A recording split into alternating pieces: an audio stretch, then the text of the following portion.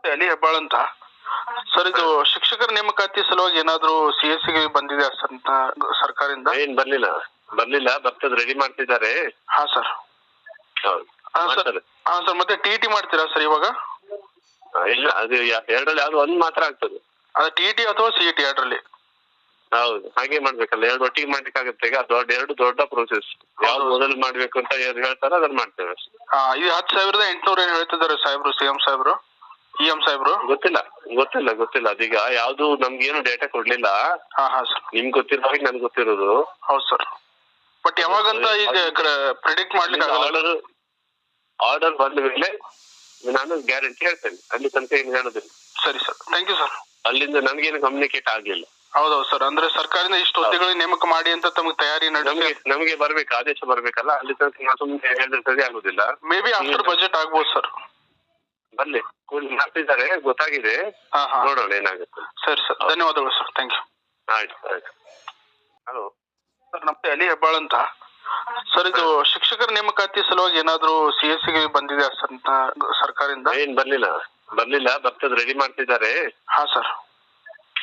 ಹಾ ಸರ್, ಮತ್ತೆ TET ಮಾಡ್ತೀರಾ ಸರ್ ಇವಾಗ? ಇಲ್ಲ, ಅದು ಎರಡರಲ್ಲಿ ಯಾವ್ದು ಒಂದ್ ಮಾತ್ರ ಆಗ್ತದೆ. ಅದು TET ಅಥವಾ CET ಎರಡರಲ್ಲಿ?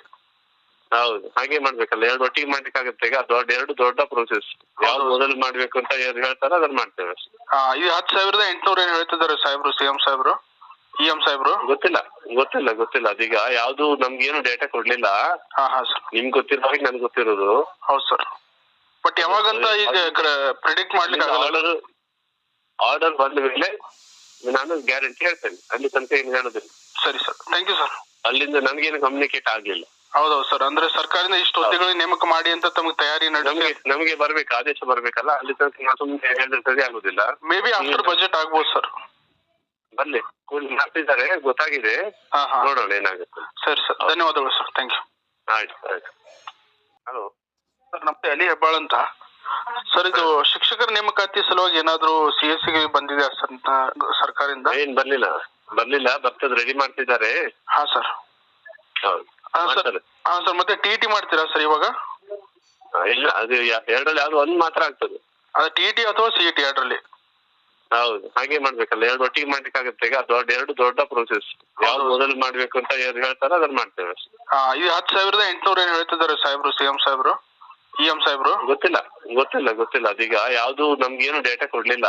ಹಾ ಸರ್. ನಿಮ್ಗೆ ಗೊತ್ತಿರೋ ಹಾಗೆ ನನ್ಗೆ ಗೊತ್ತಿರೋದು. ಹೌದು ಸರ್. ಬಟ್ ಯಾವಾಗಂತ ಈಗ ಪ್ರಿಡಿಕ್ಟ್ ಮಾಡ್ಲಿಕ್ಕೆ ಆಗಲ್ಲ. ಆರ್ಡರ್ ಬಂದ ಮೇಲೆ ನಾನು ಗ್ಯಾರಂಟಿ ಹೇಳ್ತೇನೆ, ಅಲ್ಲಿ ತನಕ ಏನು ಹೇಳೋದಿಲ್ಲ. ಸರಿ ಸರ್, ಥ್ಯಾಂಕ್ ಯು ಸರ್. ಅಲ್ಲಿಂದ ನನ್ಗೇನು ಕಮ್ಯುನಿಕೇಟ್ ಆಗ್ಲಿಲ್ಲ.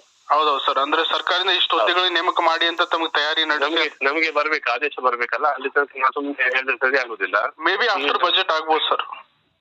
ಬರ್ಲಿ, ಕೂಲಿ ಮಾಡ್ತಿದ್ದಾರೆ, ಗೊತ್ತಾಗಿದೆ, ನೋಡೋಣ ಏನಾಗುತ್ತೆ. ಸರಿ ಸರ್, ಧನ್ಯವಾದಗಳು ಸರ್, ಥ್ಯಾಂಕ್ ಯು. ಆಯ್ತು.